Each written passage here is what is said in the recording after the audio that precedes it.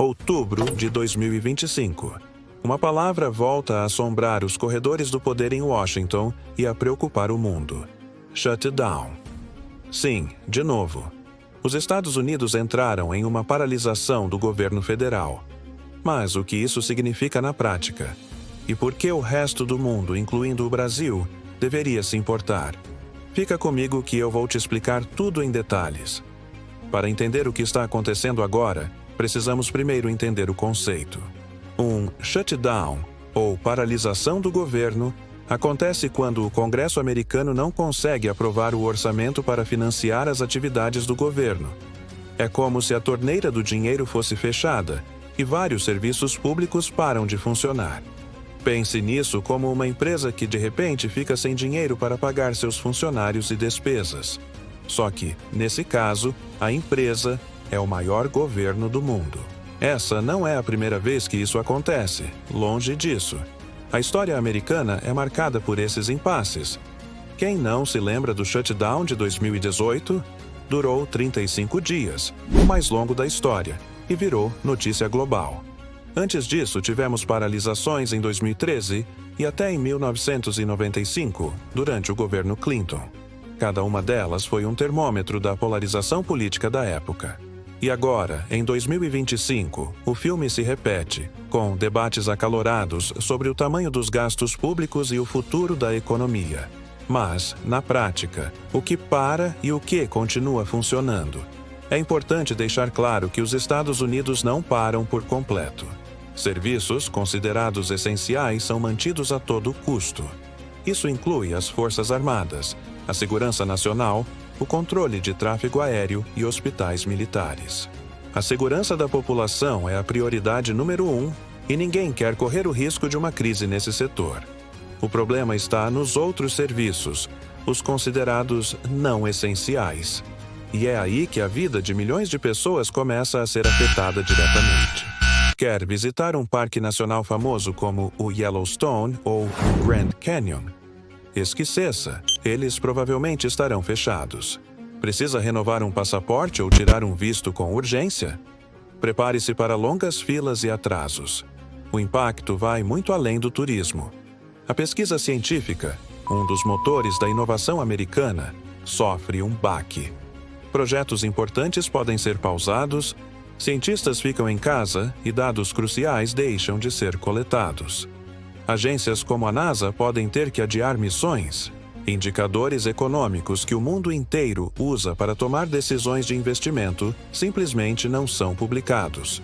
O governo para de nos dizer como a economia está indo, criando um ambiente de incerteza. Agora, vamos falar do lado humano dessa crise. Estima-se que mais de 800 mil funcionários federais são diretamente afetados. Imagine ser um desses trabalhadores. Existem 2 cenários, e nenhum deles é bom. Parte desses funcionários, como agentes de segurança de aeroportos, são obrigados a trabalhar sem receber o salário. A promessa é que o pagamento será feito retroativamente quando o orçamento for aprovado.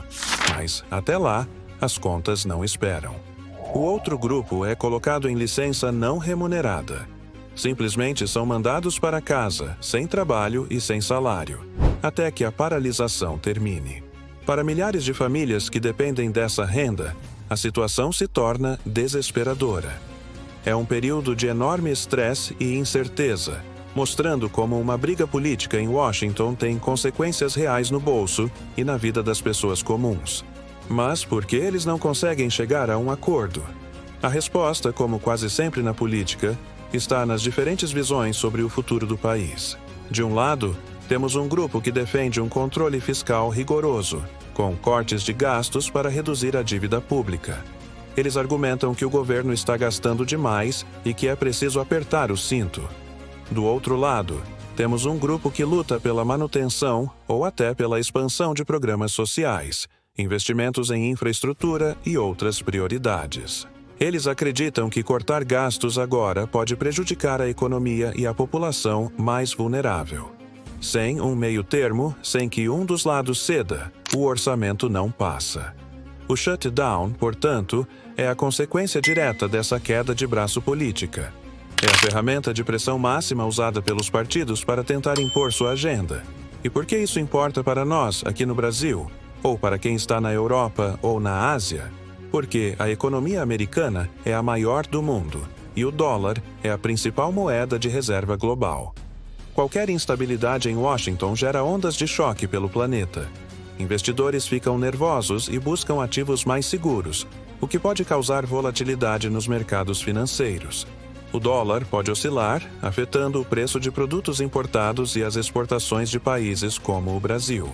Parceiros comerciais acompanham cada notícia com atenção, tentando prever os próximos passos. Uma paralisação prolongada pode, inclusive, diminuir a confiança na capacidade de liderança dos Estados Unidos no cenário global. Mostra um sistema político travado, incapaz de resolver seus próprios problemas internos. Se olharmos para o passado, vemos um padrão. Todos os shutdowns, sem exceção, terminaram com um acordo político. A questão nunca foi se vai acabar, mas quando. O impacto real está diretamente ligado à duração. Uma paralisação de poucos dias tem efeitos limitados e é rapidamente esquecida.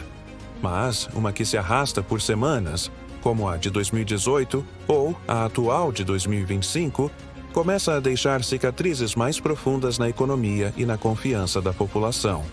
A grande pergunta que fica no ar é: quanto tempo vai durar a paralisação de 2025? Se os políticos em Washington encontrarem um caminho para o consenso rapidamente, os danos serão contidos. Mas, se a intransigência e a polarização continuarem, veremos cada vez mais setores da economia e da sociedade sentindo o peso dessa suspensão. No fim das contas, o shutdown é mais do que uma notícia sobre política e orçamento. É um lembrete poderoso de como as disputas no topo da pirâmide política podem afetar a vida prática de milhões de pessoas, tanto dentro quanto fora do país. É a prova de que as decisões tomadas nos corredores do Congresso americano ecoam muito além de suas fronteiras. E você? O que acha dessa situação? Acredita que os políticos vão chegar a um acordo em breve? Deixe sua opinião aqui nos comentários. Vamos debater sobre o assunto. Se você gostou dessa análise e quer entender melhor os bastidores da política e da economia global, não se esqueça de se inscrever no canal e ativar as notificações. Assim, você não perde nenhum dos nossos próximos vídeos. Muito obrigado por assistir e até a próxima.